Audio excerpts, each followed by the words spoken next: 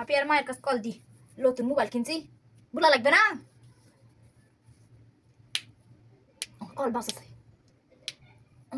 ইয়া hello, কে কেমন আছো রি? তোর কাছে কল দিলে খেলো অশান্তি কি আছে আজকে আবার? ও বাবুরের ভেট পানি চাষা হয়নি, 4 দিন থাকা বলে পানি চাষা এত হয়নি।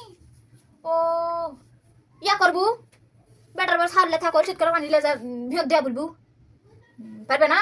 খাল গাবলা হলো খাওয়া পারবে তোর বাবা। শুনে সে ইয়া হচ্ছে রি, একটা কথা বলবার কল দিছি।